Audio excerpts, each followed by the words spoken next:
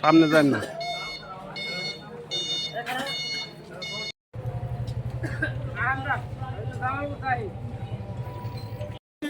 কাশেম ভাইয়ের মুক্তি চাই, মিথ্যা মামলার মুক্তি চাই, মিথ্যা মামলার মুক্তি চাই, কাশেম ভাইয়ের মুক্তি চাই, কাশেম ভাইয়ের মুক্তি চাই, শর্ত মুক্তি চাই, কাশেম ভাইয়ের মুক্তি চাই, কাশেম ভাইয়ের মুক্তি চাই। কি ক্লিয়ার? তার মানে আপনি কে?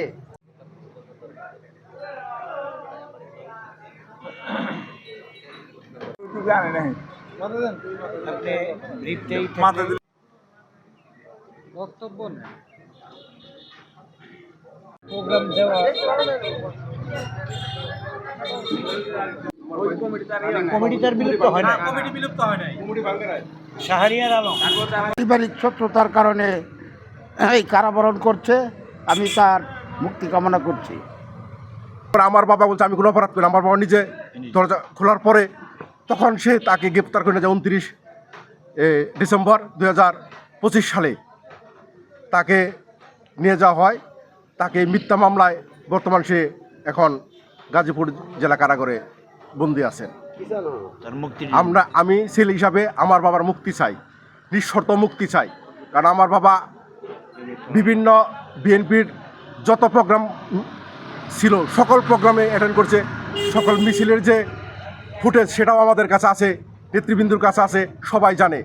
ইসলাম, আমি সাবেক বিএনপির মধ্যপাড়া ইউনিয়ন বিএনপির প্রচার সম্পাদক এবং বর্তমান রানিং আহ্বায়ক কমিটির সদস্য।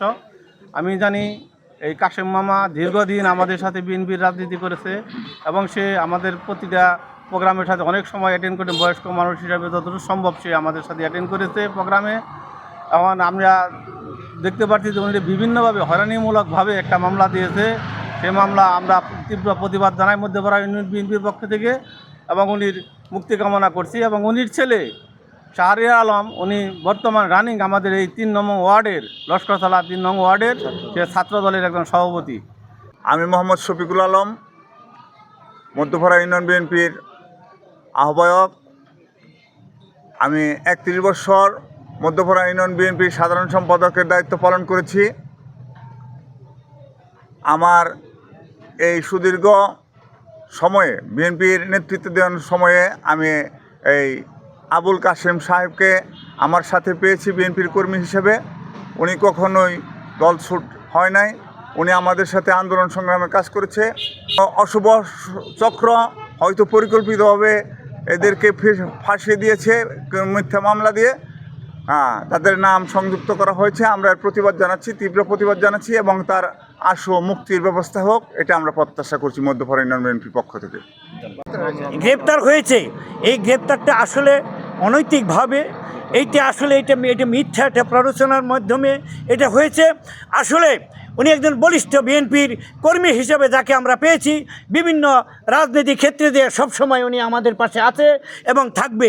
আমি আশা করি ওনার এই গ্রেপ্তারটা সম্পূর্ণ একটা হয়েছে আর কি, পরিকল্পিতভাবে হয়েছে, উনি পরিকল্পিতভাবে হয়েছে এবং আমি আশা করি উনি যেন অচিরেই ওনার মুক্তির ব্যবস্থা হয়।